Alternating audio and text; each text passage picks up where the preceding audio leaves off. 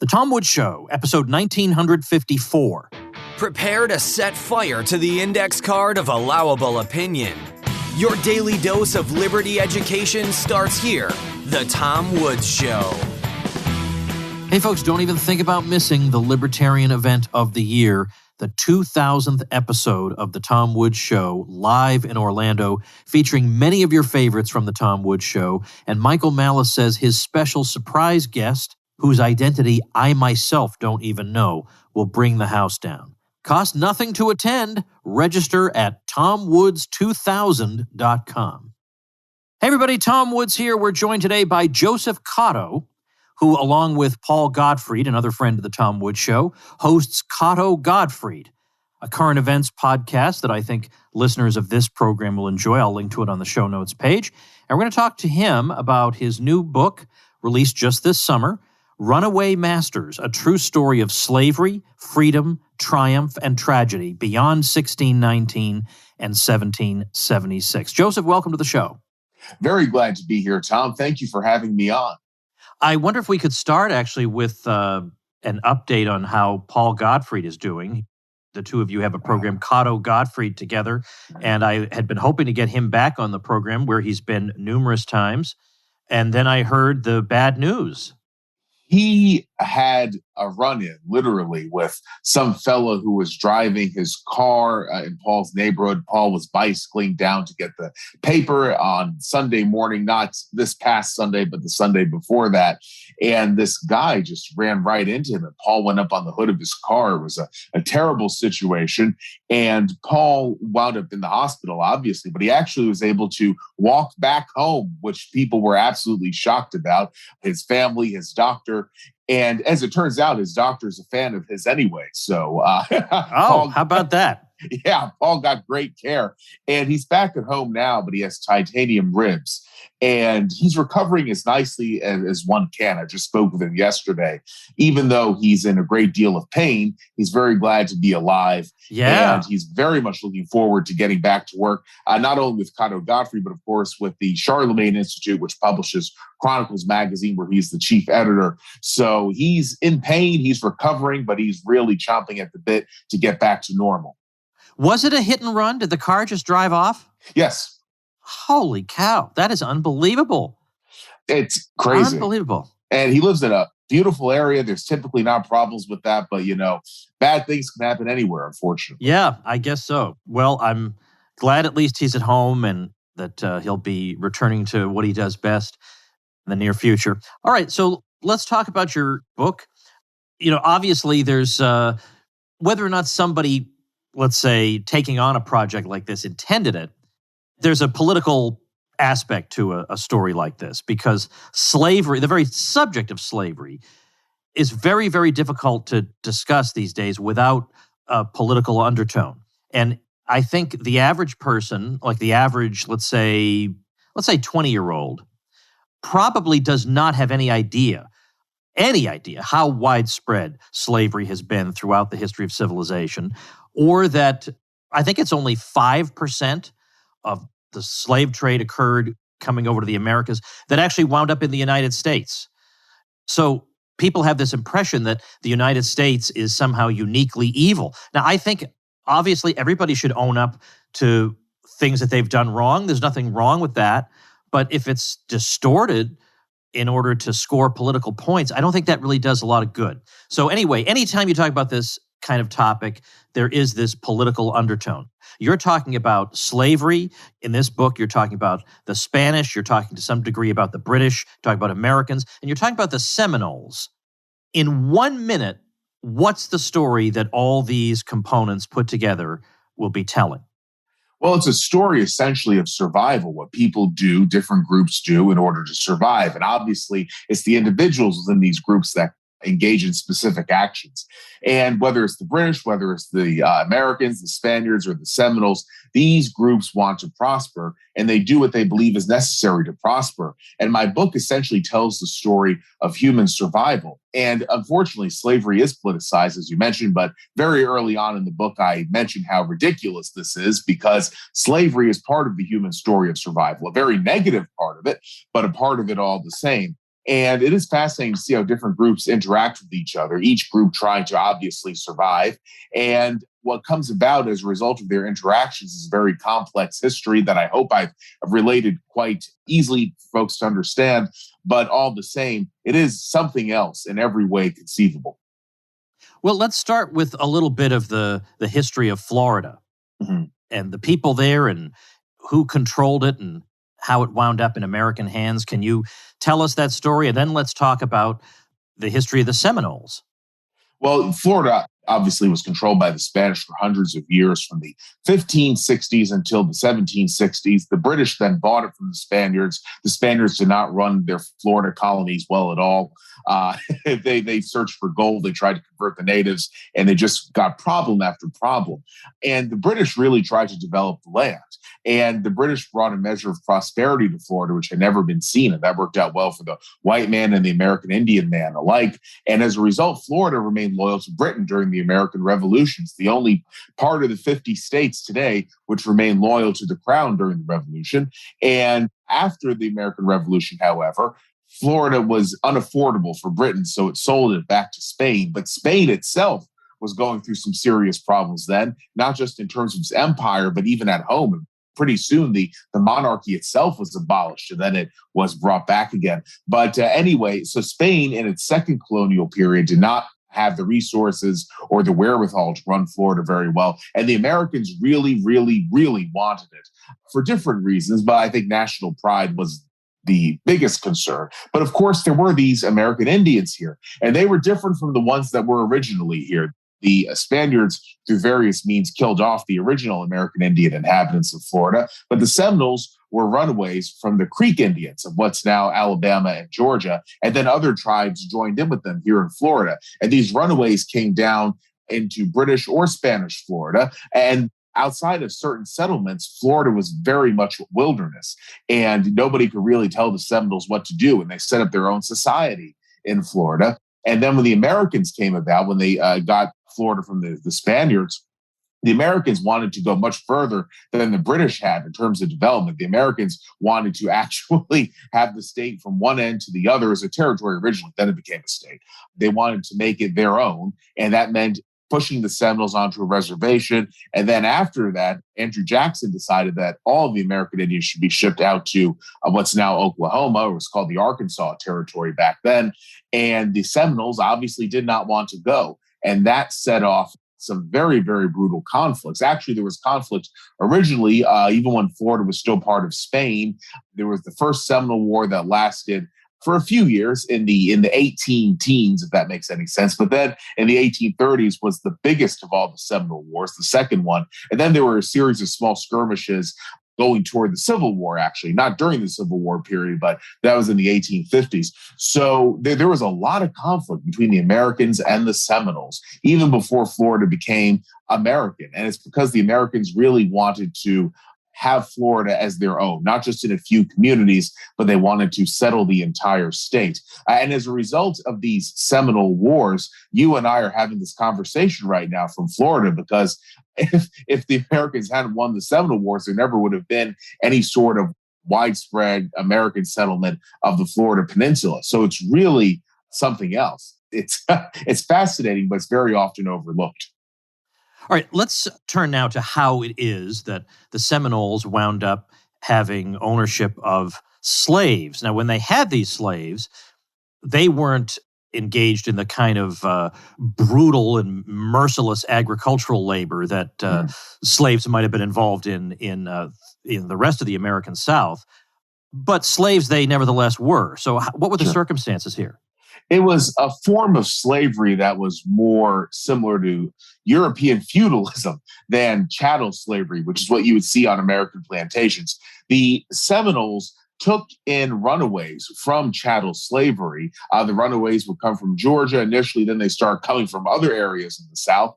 And the Seminoles took these people into bondage, but the form of bondage which the Seminoles practiced was one where the slaves got to have their own communities where they were able to govern themselves within the context of Seminole law. It's not like they were independent, but they were able to do their own thing on a day-to-day basis, at least. However, they had to give a certain portion of their annual crop to the Seminole tribe. And if they didn't do this, then the Seminole would deal with them very severely. But there was very, very little conflict because these slaves were just so happy to no longer be forced into the chattel slavery that they had run from.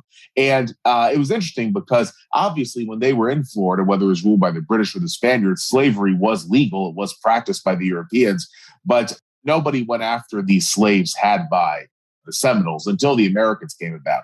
Now, the Americans had a really big issue with the Seminoles and their slaves because they viewed these slaves as stolen property. And they believed that the Seminoles were not only in possession of stolen property, but profiting off of it. And so the Americans really, really wanted their slaves back. And obviously, I'm referring to what's happened after the United States came into being. And that caused a great deal of problems between the Seminoles and the Americans. It was certainly an aggravating factor in what created the Seminole Wars, and it was an aggravating factor during the Seminole Wars because rather than return to slavery, they called themselves Black Seminoles, among other things, but the Seminoles just saw them as slaves. But a lot of the slaves and the Seminoles came to adopt a sort of Seminole identity. It's kind of hard to describe, and it's a very controversial matter into the present day for matters that I think we'll get to in a little bit.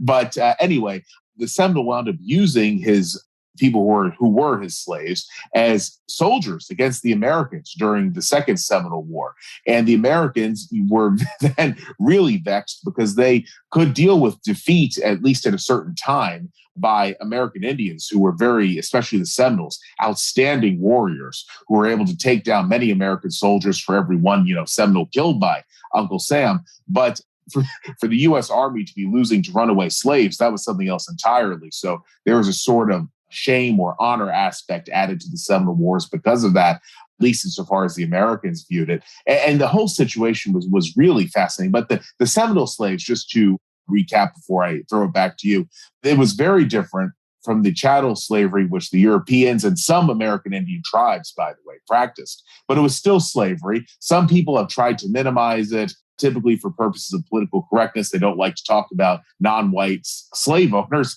So they say, no, they were really more partners, the Seminoles and their slaves, but they weren't. Under Seminole law, if you were born into slavery, you were a slave. And they viewed their slaves as outsiders to the Seminole tribe, which is something that's caused, as I said, a lot of issues right up into the present day. What happens with the slaves? Of course, in the 1830s, the so-called 5 civilized tribes were targeted for relocation. And a great many of them were moved out to Oklahoma, around there. What happened to the slaves during that time? Did they bring them? Well, what happened was that after the Seminoles were initially moved to a reservation in Florida, it was declared by Uncle Sam that as part of the treaty which allowed this to happen, the slaves that they owned could not come with them.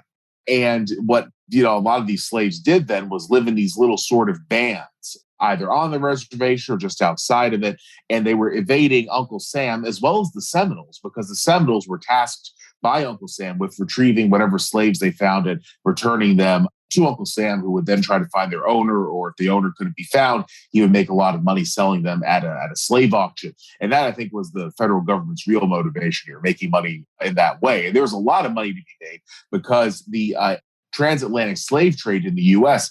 was abolished. And that made domestic slavery much, much more important in terms of, I'm trying to use a nice word here, but having slave babies that would provide for slave labor in future generations. It made domestic slaves much more valuable. So Uncle Sam had a huge profit margin by getting the slaves and the Seminoles away from them. But anyway, what eventually happened was that a lot of these Seminole slaves or ex-slaves wound up not being captured by Uncle Sam. And when the time came for the Second Seminole War in the 1830s, when Uncle Sam wanted to move the Seminoles to what's now Oklahoma, the Seminoles formed an alliance with their ex-slaves, and they both fought the U.S. together, and they were remarkably effective. The Seminoles were better warriors than their ex-slaves, but at the same time, their ex-slaves were pretty well trained. And now this is where things get really dicey, because Uncle Sam did promise the Seminole ex-slaves, the Black Seminoles, whatever one wants to call them, he promised them freedom if they would agree to self-deport to what's now Oklahoma.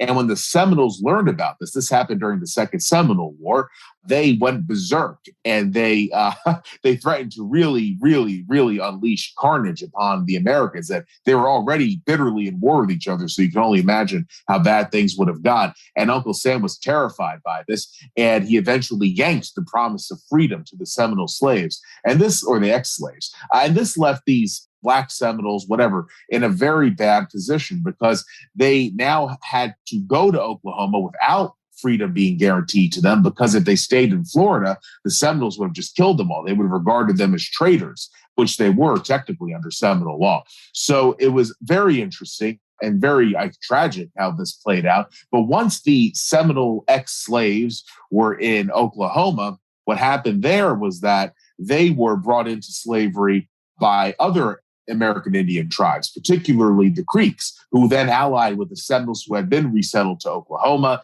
to get these ex-slaves back into bondage. And some of the ex-slaves, they just wouldn't put up with it. And they ran away to Mexico with a few Seminole traditionalists who did not want to consent to rule by the Creeks, because Uncle Sam left the Seminoles to be ruled by the Creeks in Oklahoma, which was a very difficult situation, needless to say, since the Seminoles had originally sprang from the Creeks by and large. So it was very awkward, even under the best of circumstances. But generally, the Seminole and the Creek patched things up. But those Black Seminoles who remained in Oklahoma, who didn't go to Mexico, they were, in the end, all of them were put back into slavery. And that was chattel slavery. So their ancestors, or they themselves, had fled chattel slavery. They wound up in a more, you can't really say, pseudo-humane form of slavery. Then they were given a form of de facto freedom to fight the Americans. And then the Americans promised them actual freedom. And then that was yanked away from them, but they still were deported anyhow. And when they got to their new promised land, so to speak, they were put back into chains, or they were forced to leave the country entirely. So it was really this sort of Gothic horror type tale, really, but it's something that's not spoken of all that much. But it does show how slavery was something inflicted on people by members of different races, because both the American Indian and the European created the situation which I'm communicating to you here. And, with present narratives of slavery, which basically boil down to, I call it white man evil. The white man did everything wrong, but everyone else is blameless. This sort of situation, as nuanced, as complicated as it is, a lot of folks wouldn't want to hear it. They want it to be much more simpler than the story actually reveals itself to be. Obviously, most of the Seminoles moved west, but some stayed behind, or some managed to stay in Florida. So what were the circumstances that they were just resisting? Exactly. What happened was that the Seminole was pushed farther and farther south into Florida. Originally, the Seminole started out in northern Florida, but then he was pushed deep into the peninsula, and eventually he was pushed into the Everglades, or areas just north of it. And this was during the Third Seminole War, where by this time the Seminoles were all south of the Peace River. And for those who know southwestern Florida, like Arcadia, that area, that the Peace River is around there. And so the Seminoles were south of that. But the Americans, who were content to leave them there, virtually with most of the Seminoles having been deported to what's now Oklahoma, a few U.S. soldiers, for whatever reason, began to antagonize the Seminoles, and they interfered negatively with with one of their farms. And then the Seminoles retaliated by successfully attacking a U.S. military outpost near Fort Myers, and that set off a series of tit-for-tat conflicts, which lasted for a few years. But the end result of this Third Seminole War was that only about 200 to 400 Seminoles remained in Florida. And the ones who were there for the Third Seminole War were holdouts anyway, because the overwhelming majority of Seminoles had been sent at the conclusion of the Second Seminole War to Oklahoma. So you have a minority of a minority who wound up staying in Florida, and they retreated so deep into the Everglades that they are in what is now the Big Cypress Swamp. That's where they resolved to live, and Uncle Sam let them stay there because the land was worthless. And so the Seminoles had to get by basically fishing, shooting whatever game was around. And there obviously wasn't much of it in the Everglades. There wasn't a lot of solid land for animals to move around on. So these last few hundred Seminoles are the forefathers of today's Seminole tribe of Florida. And today's Seminole tribe of Florida, ironically, turned out much better than the Seminole tribe of Oklahoma, financially speaking. They have many lucrative real estate and otherwise business investments. And the Seminole tribe of Florida and the members of it today get thousands of dollars each month just for being Seminoles. Out in Oklahoma, they have no such economic prosperity, even though they're not doing, terribly bad for themselves. But the Seminole tribe of Florida, for all it suffered throughout the ages, it certainly did manage to rebound considerably in the present day. Hey, everybody, let's take a minute to thank our sponsor, Blinkist. Here's how in a very short period of time you can become more confident, more knowledgeable, feel better about yourself, feel in command of conversations, social situations, and the like. Blinkist takes top nonfiction titles, pulls out the key takeaways, and puts them into text and audio explainers called Blinks that give you the most important information from these books in just 15 minutes. So you can use Blinks to learn about philosophy, history, science, but also psychology, health and nutrition, or personal growth. You've got thousands of titles and 27 categories of knowledge to choose from. You'll recall when I was out for a few days, I had Stefan Kinsella guest host a couple episodes of The Tom Woods Show, and he has been raving about Blinkist in recent weeks, saying it's a tremendously easy and convenient way to amass knowledge. And that's why I like it too, because in 15 minutes, just driving to the store, I can consume the equivalent of an entire book. And by the way, it's not just books that have been released in the past week or so. You can read books from centuries ago, like Machiavelli's The Prince or Letters from a Stoic by Seneca. Right now, Blinkist has a special offer just for our audience. Go to Blinkist.com/Woods to start your free 7-day trial and get 25% off a Blinkist premium membership. That's Blinkist, spelled Blinkist, Blinkist.com/Woods to get 25% off and a 7-day free trial. Blinkist.com/Woods. What brought about the Third Seminole War? It was like I said, after most Seminoles had been relocated, there were these holdouts who were allowed to live. Okay, so that's the third. Okay, I got it. Okay, yeah, okay. So it turns out then that, I guess this isn't super surprising, that during whatever you want to call the Civil War, we got like 12 possible names for it. For simplicity's sake, we'll call it the Civil War. I know it's not accurate, all that stuff. But there was an alliance between the Seminoles sided with the Confederacy. Right. And they weren't alone among American Indians, by the way, in doing so. And of course, what that means is that when the war is over, they're viewed with even less sympathy than they were before. Absolutely. And it's interesting because if you look at Osceola, who was the greatest of all Seminole warriors, he was actually viewed in his time when he was big in the 1830s. He was viewed with extreme reverence by the Americans, even those who were trying to kill him. He became something of you wouldn't necessarily say a folk hero. Well, he was certainly to his people, but nationally, he was certainly a figure of reverence, like a revered enemy. And he was popular up until his death, even when he was in jail up in South Carolina at Fort Moultrie. There were people coming to see him and to paint his picture, and his guards felt honored to be in his presence. And he actually was given funeral with full military honors and a marble gravestone, which is there to this day. But so the Seminoles were, even though the federal government treated them terribly, even though it manipulated them, even though it evicted them, it still did look upon them with a great deal of respect, not just Osceola, but the tribe on the whole. That sort of respect which the European had for the Seminole is why you have so many places today in Florida named after the Seminole tribe and its dignitaries.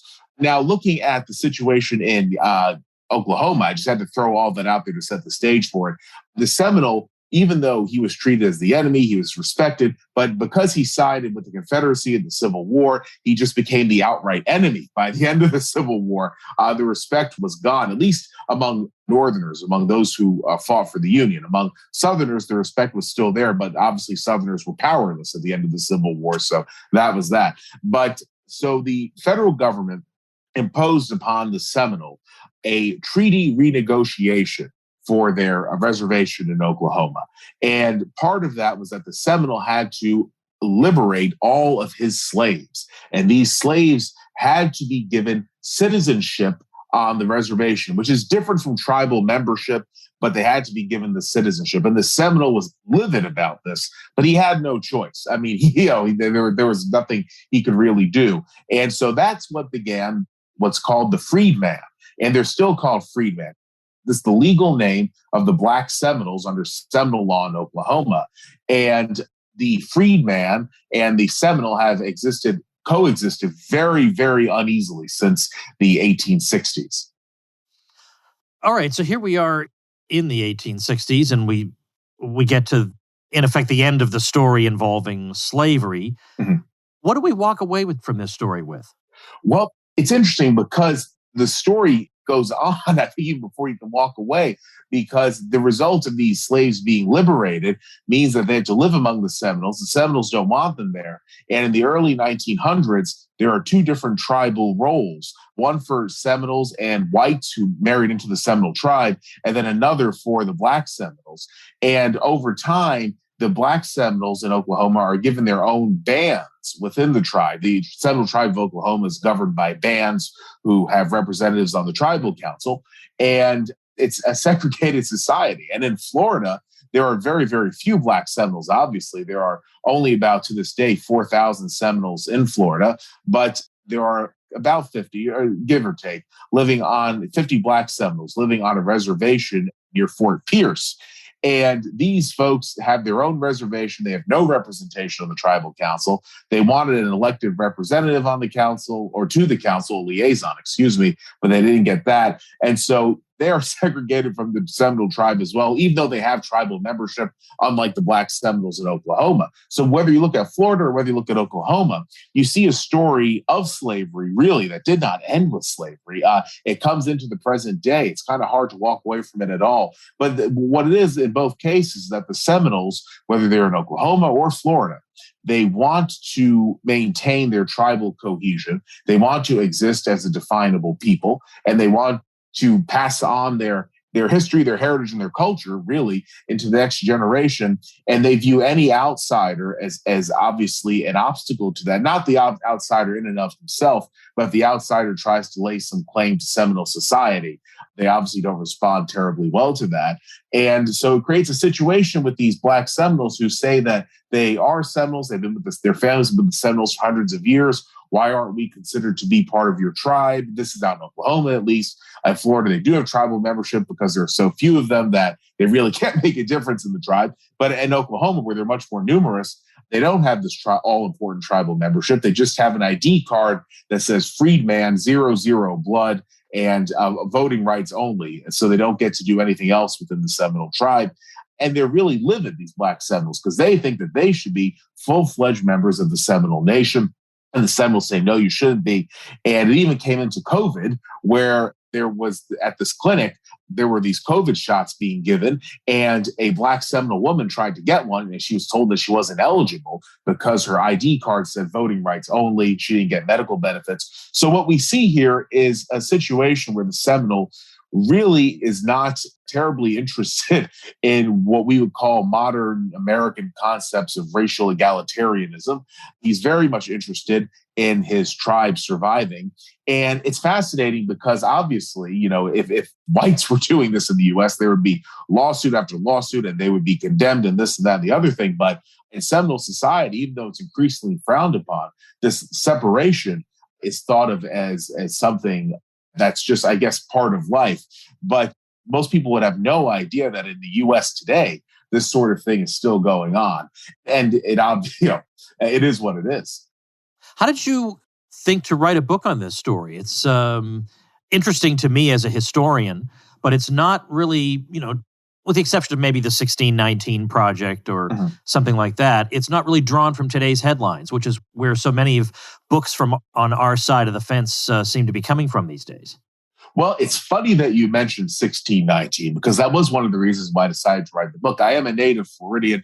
I know a lot about Florida history. I really love it. The history of Florida is so complex, so enriching, and there are so many different people who've played a role in it. They can really learn about the whole world and the human condition just by learning about the story of Florida. But as to what prompted me to write the book, I had wanted to write a book about history that was relevant to people. I wrote the book not to read as like some, textbook, but something that would read like an epic novel. And I hope I succeeded in that. The reviews have all been good thus far. So I feel that I have, but there's always another perspective out there. And looking at the 1619 project, it was something so over the top and so absurd, boiling down to, like I said, the white man evil narrative where no one else did anything with slavery, that I knew it had to be challenged. And before writing anything, I looked to others who have tried to challenge it. And what I discovered was the 1776 narrative. And this, like the 1619 narrative, is a highly politicized, oversimplified version of American history. 1619 essentially ascribes collective guilt to all whites for slavery while ignoring everyone else who partook in slavery. 1776 essentially says that the founding fathers all had their ultimate vision fulfilled in the Civil Rights Act of 1964. And that clearly is not where they were coming from. So I saw these two narratives that were not communicating the facts of history. And I also then realized my own limitations because I don't know about the story of slavery in the whole of the U.S. well enough to write about it, but I did know about it in Florida, and I even wanted to learn more than what I already knew. And so that process is what led me to write Runaway Masters. And I think that I did succeed in communicating to people a story which they probably would not have known about. And I think I presented that story in as a reasonable and responsible manner as possible. It wasn't done as a political narrative. It certainly wasn't done as a polemic. It was just done as, I think, a very clear, concise, historical account. That's what I sought to disseminate to people. And I think the book lived up to my expectation. But no, I really just want people to be knowledgeable about stuff that took place, difficult as it might be to deal with. And I don't want them to fall victim to contemporary political narratives that distort history and manipulate it for the purpose of people who today want to gain political power. As the old saying goes, a little bit of knowledge is a dangerous thing. And folks, whether it's the 1776, but especially the 1619 narratives, there is a little bit of knowledge there. And it's very dangerous because it's grossly misused. And people get a bad idea of what happened in the past, and they use that as a rationalization for unfortunate things in the present. And these people, of course, want to create a terrifying future. Well, I definitely think the book is an important contribution, and I'm linking to it, of course, on our show notes page. That's tomwoods.com/1954. But tell me before you go, give people a sense of what you and Paul talk about on Cotto Gottfried. It's a current event show. And obviously, every time we do an episode, there's something different that we come up with. And the people who watch the show contribute to it sometimes if they choose to. And it's fascinating because we never really know what it is we're going to get into until we're into it. Paul and I often have something that we just start discussing in the first few minutes of the show, but then the show, each episode takes a life of its own from there. And it makes things really unpredictable, which I think adds to the excitement. And it certainly prevents, episodes of people listen to them. They're out as yours are out as podcasts after you don't do the live stream, but Cotto Gottfried does the live stream. But I think that there's so much diversity on the show in terms of content that it's hard to get bored listening to different episodes of Cotto Gottfried. But Paul and I wanted to create a current event show where we would have an honest discussion about whatever it is that's going on in the world around us at any given time. And people could chime in with their insight, of course. And I think it creates for really, it's not just, like something like Hannity and Colmes used to be. First and foremost, because Paul and I, even though we have some big differences, we don't diverge nearly as much as Hannity and Colmes did, but also because there's input from the audience and because it's a very intelligent conversation one way or the other. I think we provide something to people that they don't get elsewhere. And I hope that we leave them a bit more knowledgeable about what's going on in the world. And they certainly leave us more knowledgeable about it because of all the input we get from our audience. So I would say Cotto Gottfried, I would say it lives up to its slogan, if you will, the current events show for the thinking man. And I would hope that people would agree with me who watch the show or who listen to it. And I think it has a very bright future, even though we live in this bizarre age of tech censorship, which leaves no stone unturned in a very bad way. Well, from your lips to God's ear, let's say, on that particular wish that you have. And let's hope the same for the show we're on right now. So again, the book that we've been discussing, linked at tomwoods.com/1954, is Runaway Masters, a true story of slavery, freedom, triumph, and tragedy beyond 1619 and 1776 by Joseph Cotto, our guest today. Joe, thanks so much for your time and for the book. Tom, thank you very much for inviting me on. It's been a great conversation. You are an excellent host, and I think we really, some very complicated stuff in a very short period of time. Great discussion once again. Thank you very much. All right, folks, before we wrap up for today, I have something that I think will benefit, let's just say, a lot of people listening to this right now. I have a listener named Ryan Pulice, and he started the Pulice Group. He is a liberty-loving CPA. He's trying to help people keep more of their own money without getting into trouble with the IRS. So he and his group specialize in creating custom tax plans for small business owners and real estate investors tailored to their unique circumstances. And he's currently offering free 30-minute consultations to listeners of The Tom Woods Show. So they'll interview you, review your prior year tax returns, determine if there are any tax planning opportunities. Full money-back guarantee. If you purchase a tax plan from them and are unsatisfied for any reason, they'll refund their fee with no questions asked. You can reach them on the contact page of the website. So the website is the Pulice Group. That's Pulice. So it's like police with a U. thepulicegroup.com. Contact page, as you'll see, is thepulicegroup.com/contact. And be sure to include a note that you heard about them on The Tom Woods Show. So I will link to thepulicegroup.com on the show notes page for today, tomwoods.com/1954. Take advantage of that offer, 30-minute consultation for nothing. Might as well go ahead and do that. And might as well go ahead and take advantage of my offer to you, which is to help you get a boost on that website you're thinking of starting. And I'll do that. All you got to do is get your hosting through my link, and I'll give you some nice benefits that are going to give you a great head start out of the gate. Details on how to get those and what all those benefits are over at tomwoods.com/publicity. I'll see you tomorrow. Become a smarter libertarian in just 30 minutes a day. Visit tomwoods.com to subscribe to the show for free, and we'll see you next time. Like the sound of The Tom Woods Show? My audio production is provided by Podsworth Media. Check them out at podsworth.com.